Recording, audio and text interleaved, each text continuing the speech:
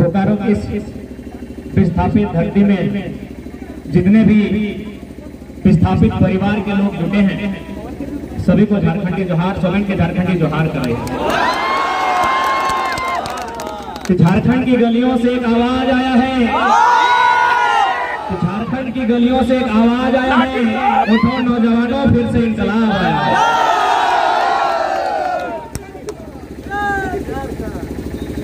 आज क्योंकि हम थोड़ा सा पहले हिंदी में ही बात कर लेते हैं, क्योंकि काफी संख्या में आज झारखंड पुलिस के अलावा सीआईएसएफ के भी जवान हैं, और मैं हिंदी में इसलिए बात कर रहा हूँ क्योंकि हमने शुरू से कहा है कि हमारी लड़ाई सिस्टम से है। आप लोग जितने यहाँ लाठी लेकर आए हैं, भाई रहे बहन रहे, आप लोग 3rd और 4th ग्रेड की नौकरी करते हैं और आप लोग मिडिल क्लास फैमिली से ही,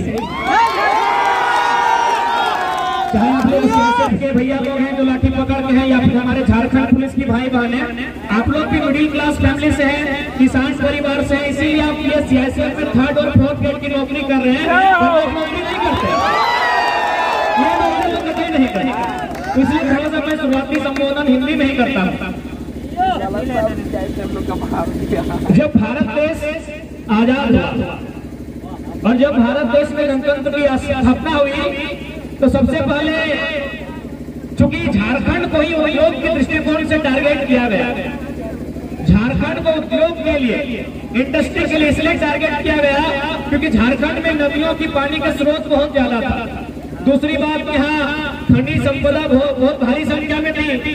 तो जब पहली बार आजाद भारत में 1951 में सिंदरी का कारखाना स्थापित हुआ, जो एशिया का नंबर 1 कारखाना है, उस समय तत्कालीन प्रधानमंत्री, देश के प्रथम प्रधानमंत्री माननीय पंडित जवाहरलाल नेहरू का आगमन हुआ था। उन्होंने क्या किया, एक साधारण सी महिला बुधनी मध्याह्न उसका नाम था, देश के प्रथम प्रधानमंत्री माननीय पंडित जवाहरलाल नेहरू ने बुधनी मध्याह्न के हाथों से आपका जो पंचायत डैम आज देख रहे हैं उसकी फीता काटने का काम किया, क्योंकि उनका मानना था, देश के प्रथम प्रधानमंत्री पंडित जवाहरलाल नेहरू का मानना था कि जो उद्योग है, जो कल कारखाने, फैक्ट्रियां हैं, ये आधुनिक मंदिर है, जो भी फैक्ट्रियां हैं ये आधुनिक मंदिर है। तो आज ये सवाल बनता है कि उस आधुनिक मंदिर का निर्माण करने में जिन लोगों ने अपने पूर्वजों की धरोहर सौंपी, अपनी एक पाई इंच जमीनें सौंपी, आज वे लोग कहाँ? 1951 में सिंदरी प्लांट हो, 1958 में पंचायत का डैम हो, या 1964 में आज जहाँ हम लोग खड़े हैं बोकारो स्टील सिटी में, यहाँ हमेशा देश के विकास के नाम से, देश की उन्नति के नाम से हमारे पूर्वजों ने जमीन दान दिया, ताकि यहाँ कोई फैक्ट्री लगेगा, उस फैक्ट्री कल कारखानों की स्थापना होगी और हमें रोजी रोजगार से जोड़ा जाए। इस उम्मीद के साथ हमारे पूर्वजों ने, जो कि हमारी धरोहर, हमारी जीविका उपार्जन का एकमात्र साधन था खेती, उन खेतों को नष्ट करते हुए इन कंपनियों को, सरकारों को अपनी जमीनों को दान देने का काम किया।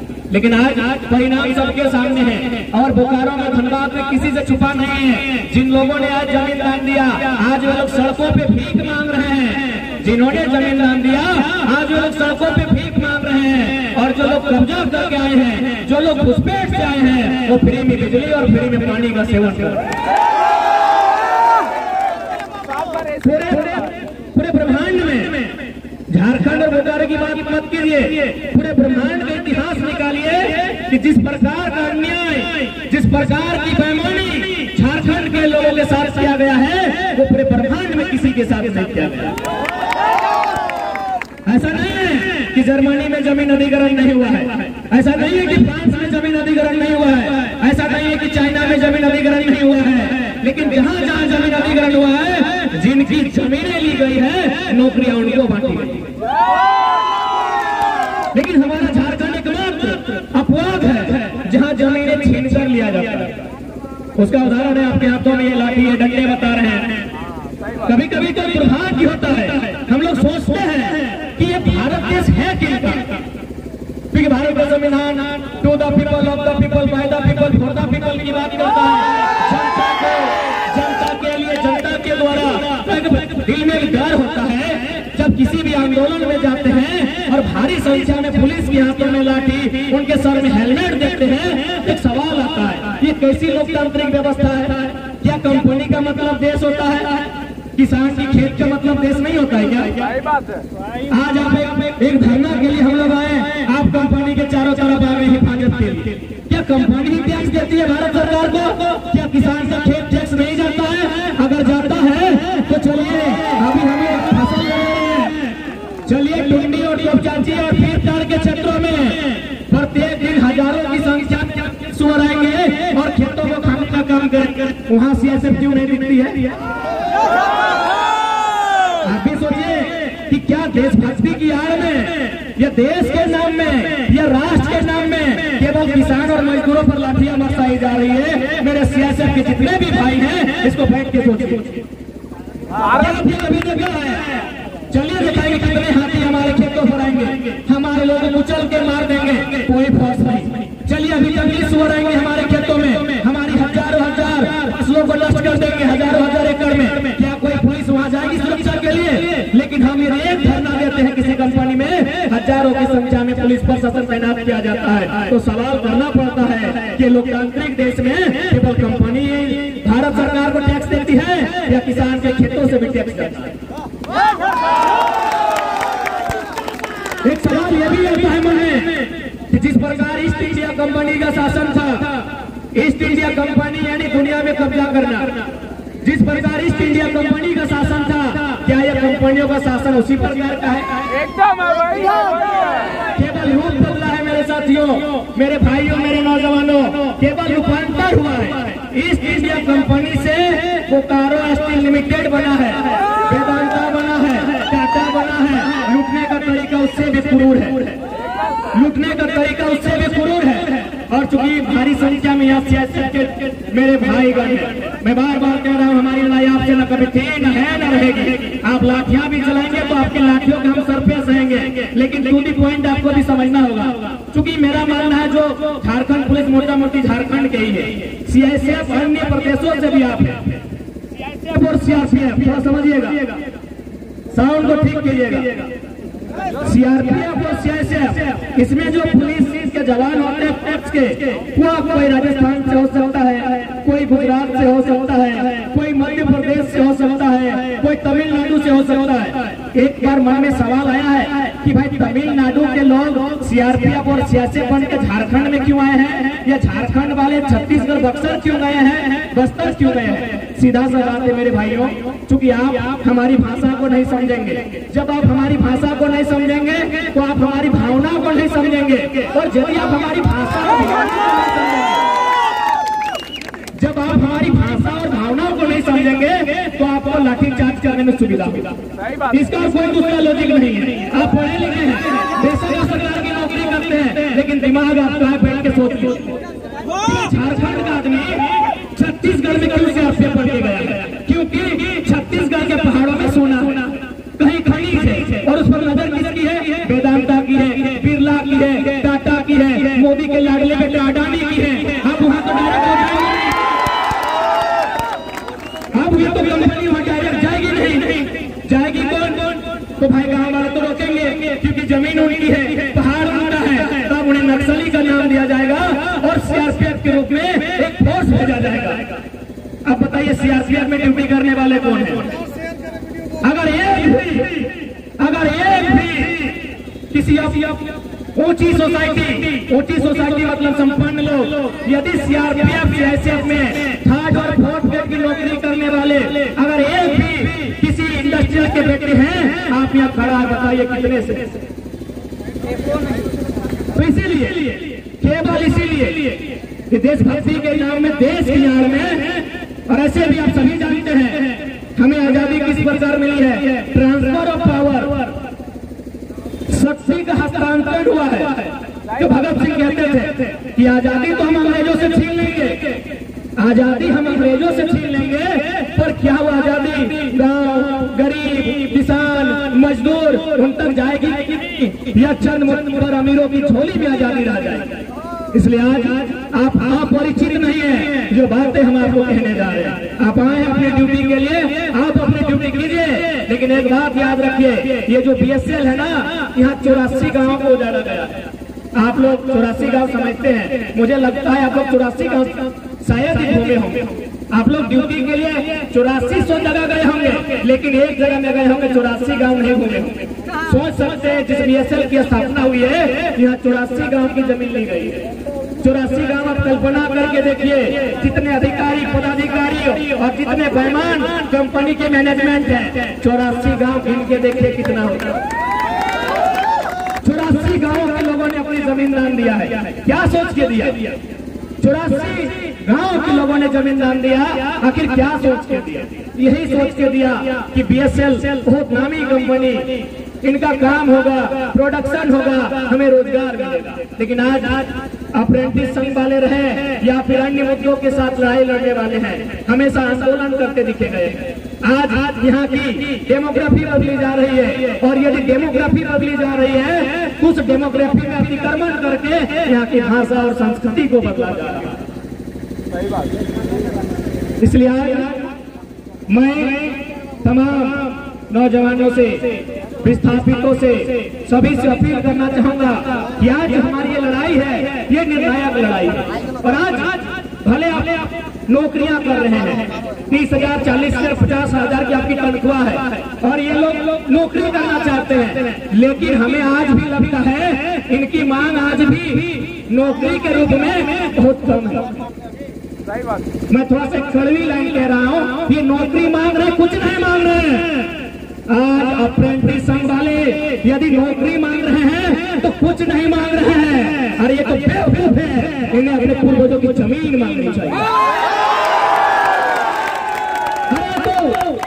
ये तो सिर्फ अपने लिए मांग रहे हैं। बताइए ना, नौकरी क्या यही लोग करेंगे ना? अभी 40 साल हो चुका है, 60 में रिटायरमेंट हो, ये 20 साल के लिए मांग रहे हैं। ये बेवकूफ लोग हैं, इन्हें अपने पूर्वजों की जमीन मांगनी चाहिए थी जिनमें बीएसएल था।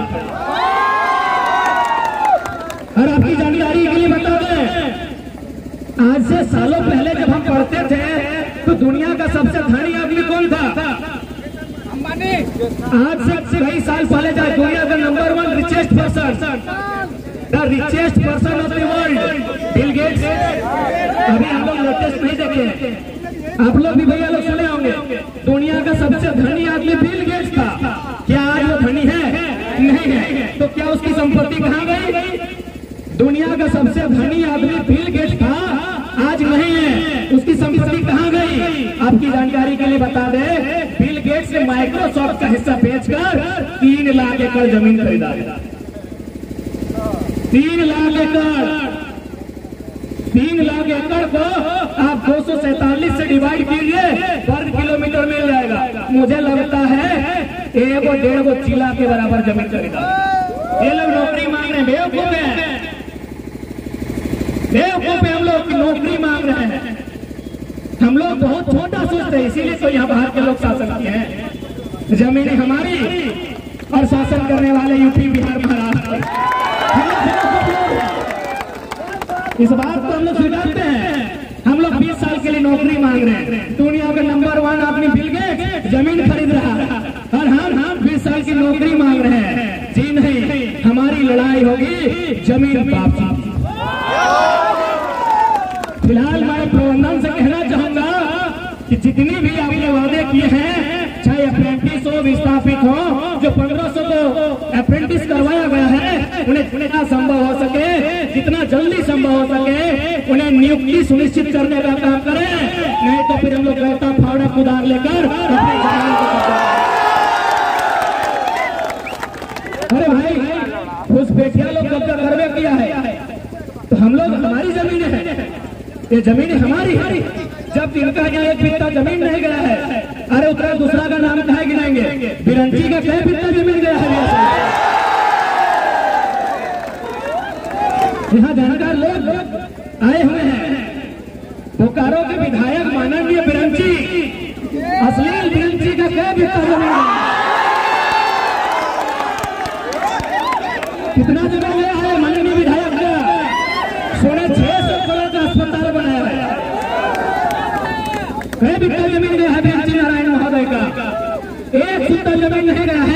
कि 600 करोड़ का अस्पताल बनाया है, सर हम लोग का 6-6 एकड़ जमीन गया है, हम लोग को क्या करना चाहिए? इसलिए आज हम लोग एक ऐसी लड़ाई में हैं जहां हमारा सामना हमारे भाइयों से होगा, क्योंकि प्रबंधन जानती है कि जिंदगी का मतलब क्या होता है। एसी, सेकंड वाइफ, अच्छा भोजन, प्रबंधन जानती है, इसीलिए लाठी थमा के आपको भेजा है। प्रबंधन को बोलिए अपना बेटा लोग को भेजे गार्ड बना के। अब मान के चलिए अगर भीड़ थोड़ा उग्र हो भी गई और कुछ ऐसी घटना घटती है तो नुकसान किसका होगा? अरे आप पता कीजिए, रिश्ते में यहाँ में से कोई ना कोई आपका मौसा बेटा, मामा बेटा, फूफा बेटा लगता है। ये कैपिटलिज्म पूंजीवाद की सबसे गहरी साजिश है। जो कैपिटलिज्म है पूंजीवाद है ना, पैसे वालों की सबसे गहरी साजिश है। इतनी बड़ी गहरी साजिश है कि एक तरफ भाई और दूसरे तरफ सीएसएफ और पुलिस वाले भी भाई। इतनी गहरी साजिश है कि आपकी लाठी हमारा साथ। आप भी अगर नहीं समझते हैं तो दुर्भाग्य का विषय है। अच्छा, पुलिस वाले भैया या तो आपको जानकारी होगी कि आप जो ये वर्दी पहने ये कब का है? 1861 का है। इंडियन पुलिस है। डीएसपी साहब नहीं आया क्या? हाँ डीएसपी साहब, ये जो वर्दी आप पहने हैं खाकी रंग की, ये 1861 इंडियन पुलिस एक्ट आपको दिया गया है। क्यों दिया गया है पता है? क्योंकि भारत में उस समय ईस्ट इंडिया कंपनी का शासन था। ईस्ट इंडिया कंपनी माने अंग्रेज, यानी अंग्रेजों को इस बात का डर था कि अभी जिस समय भारत के लोग बगावत करेंगे, आंदोलन करेंगे, तो हमारी तो संख्या नहीं है इनसे लड़ने की। क्योंकि भारत की जनसंख्या उस समय 30 करोड़ थी जब अंग्रेज यहाँ थे, और अंग्रेजों की संख्या मात्र 1.5 लाख से 3 लाख थी। सोच के देखिए, 3 लाख अंग्रेज और 30 करोड़ इंडियन, कैसे गुलाम बनाया? यही इंडियन पुलिस एक्ट जिसकी आप दुहाई देते हैं माननीय के साथ। इंडियन पुलिस एक्ट के तहत कानून बनाया गया और उन्होंने तय किया कि इसके तहत उनको नौकरी दी जाएगी जो इंडियन होंगे। उन्हें आईसीएस की नौकरी नहीं दी जाएगी। आईसीएस मतलब इंडियन सिविल सर्विस। जिस प्रकार अभी आईएएस और आईपीएस है, उस प्रकार जो नेताजी सुभाष चंद्र बोस एग्जाम को पास किए थे, आईसीएस इंडियन सिविल सर्विस, उसमें भारतीयों को मौका नहीं दिया जाएगा। भारतीयों को मौका दिया जाएगा इंडियन पुलिस सर्विस 1861 कानून के तहत। इनके हाथों में लाठी दी जाएगी और इस लाठी को पटकने बोलेंगे इसी के भाई के सर पे। और दुर्भाग्य देखिए, अंग्रेजों की चालाकी देखिए, वो लाठी आज भी आपके हाथों में है और आज भी पटक रहे हैं अपने भाइयों के सर पे। पटकिए, जोर जोर से पटकिए, जोर जोर से पटकिए। लेकिन अगर इंसान है, अरे ड्यूटी को 7 साल बाद रिटायरमेंट हो ही जाएगा। अगर इंसान है तो कभी किसी कोने में इंसानियत से सोचिएगा कि आज हम लोग भीख और खैरात मांगने नहीं आए हैं। आज जहाँ बीएसएल खड़ा है वो हमारे पूर्वजों की जमीन, और जमीन यह कहते हुए लिया गया था कि जब तक बीएसएल धुआं, जब तक इसकी चिमनी में धुआं रहेगा तब तक विस्थापितों के परिवार में नौकरी। इसलिए हम लोग साथी मीडिया लोकतंत्र के चौथे स्तंभ के माध्यम से हम लोग सभी से सहयोग चाहते हैं।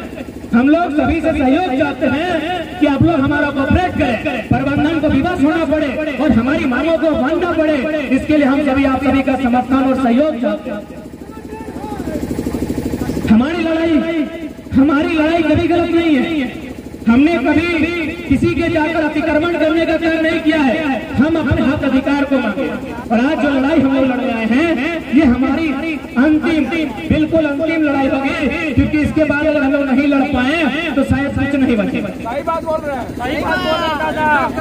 आज आप बता के देखिए, आप यहाँ कहीं चिन्मया स्थापित है, कहीं डीएवी स्थापित है, कई तमाम बड़ी स्कूलें, तमाम बड़ी कॉलेजें स्थापित है। भैया वो विस्थापितों की जमीन में है, तो कम से कम 50% आरक्षण होना चाहिए विस्थापितों की। अस्पताल विस्थापितों की जमीन पर है, हमारे लिए निःशुल्क हर प्रकार से हमारी व्यवस्था होनी चाहिए। लेकिन बोलेगा कौन और सुनेगा कौन? क्योंकि झारखंड के लोग आज इस प्रकार सताए जा रहे हैं। ये आजाद भारत का एकमात्र राज्य होगा जहां आज भी लोगों को सताया जा रहा है। कि आप किसी राज्य में चले जाएं वहां लोगों को इतना सताया नहीं जाता है। इसलिए आज ये एक ऐसा राज्य जहाँ के लोगों को आज भी सताया जाता है। इसलिए हमारी मांगे कुछ विशेष नहीं है। हमारी मांगे है कि जिनको अप्रेंटिस करवाया गया है उनकी जो उम्र सीमा है जो पूर्व में 45 थी उसे पूरा निर्धारित किया जाए, उसी उम्र सीमा के आधार पर नौकरी ली जाए। अरे 28 साल आपको समझ में आता है तो पढ़ते पढ़ते हो जाता है, 20 साल तो पढ़ते पार हो जाता है और 2 साल की अप्रेंटिस का सब तो इसलिए जब कोरोना काल हुआ तो सभी राज्यों ने उम्र की सीमा पर बढ़ोतरी करने का काम किया है। लेकिन आज आपने केवल इसलिए क्योंकि चालाकी के साथ अब पीछे से सीटों को भर सके, और ये कौन नहीं जानता है विधायक को सीट जाता है, बहुत सारे बड़े पदाधिकारियों को सीट जाता है, ये कौन नहीं जानता।